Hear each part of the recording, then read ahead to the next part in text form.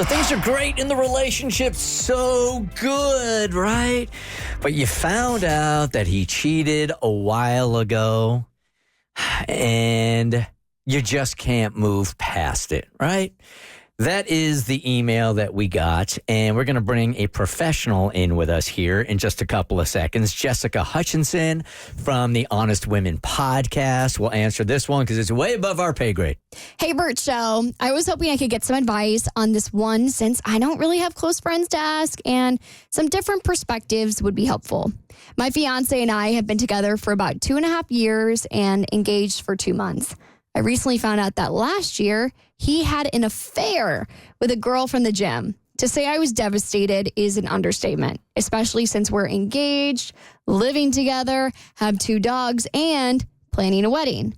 His mistress found me on Facebook and said she wanted to share everything once she found out we were engaged, so I wouldn't make a mistake with this huge commitment. Apparently, it lasted a couple of months, including I love you texts and them sleeping together at least twice that I know of, and once at our house. Uh-oh. Wow. He claims he was just confused and put all of it behind him when he proposed. He has been trying really hard to show he has changed and wants to go to therapy together. I just feel so angry, betrayed, and uncomfortable in my own home and lost. I love him. I love his family. And we had really started creating a nice life together.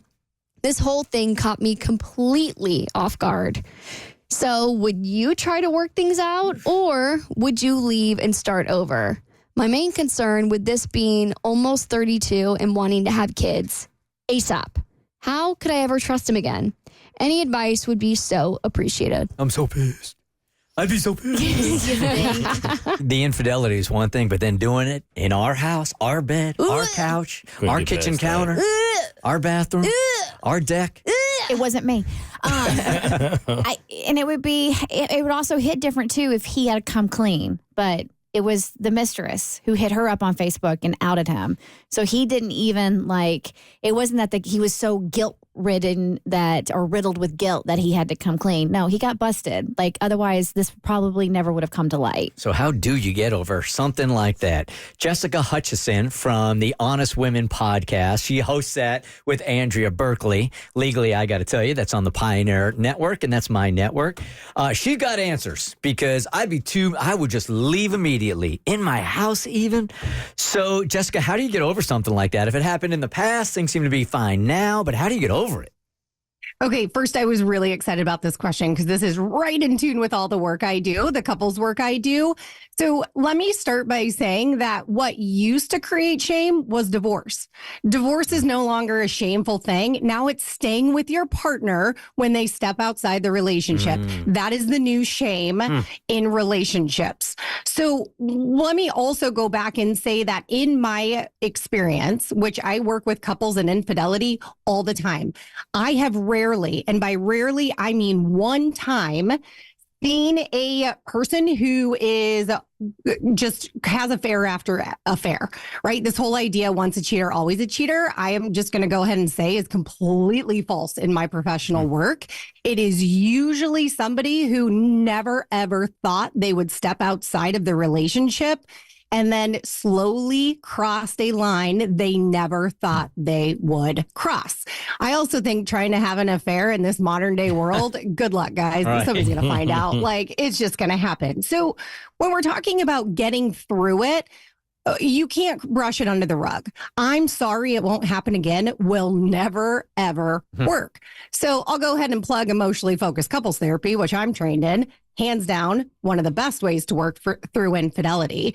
For this listener especially, affairs tell us we're not worthy, right? It challenges our sense of self-worth.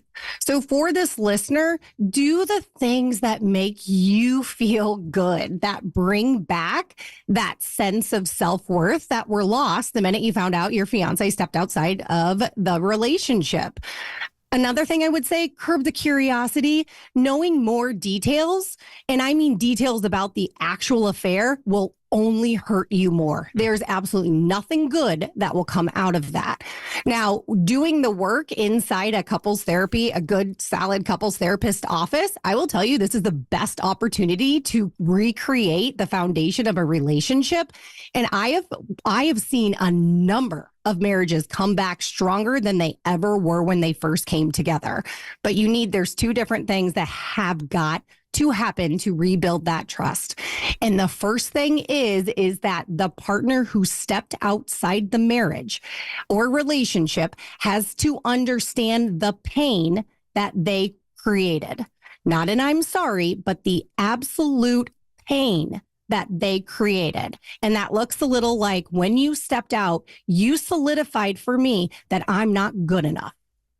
You have to understand that. And then on the opposite side, the person who got cheated on needs a better understanding of why it happened. And I will tell you guys, it is rarely because something was wrong with a relationship or something was wrong with a partner. I have yet to see that in my couple's experience. It's usually something within the person that they are struggling with that creates this need to step outside the relationship. It's so hard to not take something like that so personal, though. It's impossible. Yeah. It is impossible. And that's why I'm sorry doesn't work, because it's not about the affair. It's about what the affair told that person, right? This is all self-worth. And so you can't trust anybody ever again when you think you're not good enough Jessica, for that person. You said so many great things here. Yeah. One of the things that I highlighted here, and we've heard from time to time, and I think we even saw this in like a Grey's Anatomy episode also. When somebody gets cheated on, they want to know every single detail of it so they could somehow, some way get over it. You're saying that is absolutely not healthy. No, not healthy at all and not helpful. Not at all. I mean, you're recreating. It's kind of like if you think about the bad things that go on in the world, every detail of the bad things that go on in the world, does it make it better or does it make it that much worse? Truth. All right. I feel like the hardest part in this for me would be to find security and the person wouldn't do it again, especially when you didn't find out from them admitting it. You had to find out another way. Like that would be the part that a bridge that I couldn't cross. And Mo, you are exactly right, which is why to rebuild the trust, the partner has to understand that pain. And I've seen it play out in my office time and time again. They have to understand that pain. And so then it becomes not about I will never step outside the relationship. It becomes about I will never cause that kind of pain to you ever again. Oh, that's major right there. Yeah, Wait, say that again, because we need to circle that and italicize it and bold it. Say that again. It is not about I will never step outside the marriage or the relationship again. It is about I will never cause that kind of pain to you ever again. Oh, that's good. All right, this is listener Jessica telling therapist Jessica that she's 100% right. Hey, Jessica, good morning. Good morning, guys. How you doing? Good, thank you. Well, I had that. I mean, it happened to me. It's been a year, and so like a year and a half already. And I did pull out Christina Yang on him. If anybody knows what that means, I wanted to know every single detail, and I corroborated that with her. So I was just like putting salt on my wound. I have no idea what I did that I should not have done that at all, because even though we're still going through therapy, going through it, I'm still not sure what am I going to do.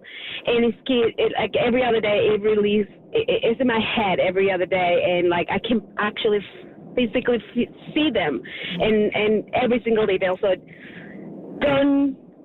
that's very selfish is information enough. Do not go dig into more because it's not worth it. Thank you. I appreciate you calling. Yeah, I can understand like you thinking this is going to be wise. Like in your head, it's probably worse than it really is. So if I get all the details, that might, and it's always going to be worse. I think the physical part of it is always going to be worse. Every time I've asked a question, I've regretted asking that question. don't ask. Hey, one other thing I wanted to get in with you here, Jessica, before you take off is explain this one more time here, because I loved what you said about the new shame. Yeah, what I said is what used to create shame for us as humans was divorce. Now that's old. What's new is staying with your partner after they step outside of the relationship. That is the new shame. And you see it in this listener's email. I don't have anybody to talk to. And I see that inside my office. I can't tell my friends and family what happened because what will they say? Once a cheater, always a cheater. Get the heck out of there. And they shame you for staying and working on the relationship. That is new. That's this new age thing. God, it's good stuff. How many times have we ripped on like Khloe Kardashian for going back over and over and over again, right? It's almost like the sidebar is Tristan. She's the one that's caused this somehow, some way, perceptually. All of a sudden, you start blaming the victim instead of the person who's perpetrating the infidelity. So that is Jessica Hutchison. You did a great job from Honest Women Podcast. She's on there with Andrea Berkeley. That is part of my network, Pioneer Network, and you can catch them each and every week. What do you got lined up this week?